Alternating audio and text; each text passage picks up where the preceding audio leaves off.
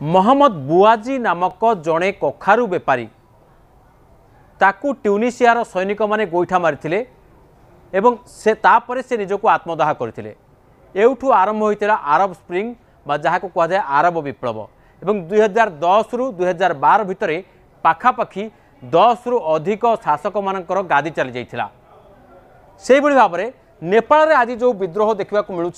ये साधारण भाव में घटनी गोटे छोट दुर्घटना गोटे कार एक्सीडेंट ये कार एक्सीडेंट हुए तो यही विद्रोहर मूल कारण होता पारे किंतु से कार एक्सीडेंट रे जड़े नेपाल प्रतिष्ठित राजनेता कार एक्सीडेंट करी संपृक्त पिलाटी को चली जाइथिले एवं तापरे ए घटना सोशल मीडिया रे घूरी बुलिला जहाँ को लेकरी एते बड़ धरणर विशाल विक्षोभ हुए तो संगठित होला किंतु या पछर कारण केवल से कार एक्सीडेंट बोली आमे कहि परिबा नाही या पछर रही आहुरी केतक कारण एवं जहाँ को लेकरी आमे टिके एनालिसिस करिबा तो प्रथम कारण हिसाब रे आमे जदि कहिबा नेपाल होउची सबुठारु बड़ कारण होउची जे बेकारी वर्तमान जदि आमे कहिबा ताले नेपाल रो बेकारी हार पाखापाखि 12.6% रही एवं ये जो 12.6% बेकारी हार ये गोटे हाराहारी हार रही किंतु वर्तमान जदि आमे कहिबा ताले एई 15 रु 24 वर्ष बयस वर्ग रे जदि आमे कहिबा एई बेकारी हार विशेष भाव में 22.7 रही 7%।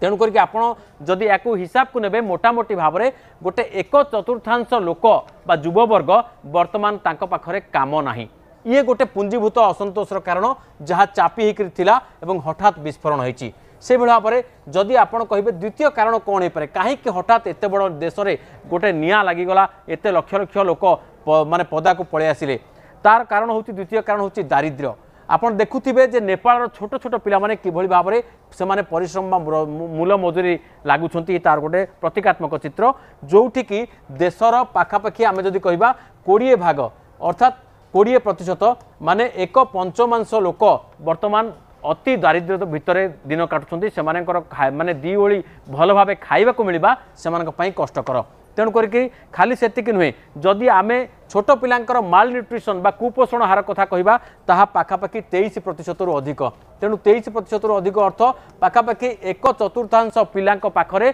ठीक जहाँ खाइबा दरकार ताहा नाही ये हूँ द्वितीय कारण हुए तो पारे जो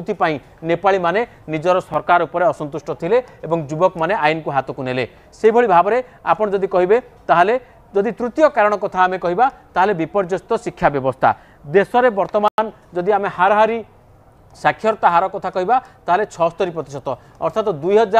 2025 मसीह भी देशर 1/4 लोक अशिक्षित अछंती तेणु अशिक्षित जेहेतु अछंती सेमानकु निजर गुजराण मेंटेबा पई जहाँ कर्मसंस्थान करने कथा ताहा मिलूना ये हूँ तृतीय कारण हो पारे से भाव में आउ गोटे बड़ कारण आम जदि कहबा जहाँ को वर्तमान कहुच्छी एठू ही आरंभ होला विप्लव सेटा हूँ सोशल मीडिया उपरे बैन तेणु फेसबुक कथा कहतु कि यूट्यूब कथा कहतु ये फेसबुक यूट्यूब व्हाट्सएप भली जो सोशल मीडिया रही ये मुख्यतः दुईटा काम करता है गोटे हूँ कम्युनिकेशन बा जोगाजोग एवं नेपाल अधिकांश लोक बा युववर्ग जेहेतु देश छाड़ी बाहर रही जोगाजोग करने से ये सब साधिला माध्यम ता भीतर अधिकांश भारत भी अच्छा तेणु फेसबुक व्हाट्सएप बा ट्विटर कथा कहतु कि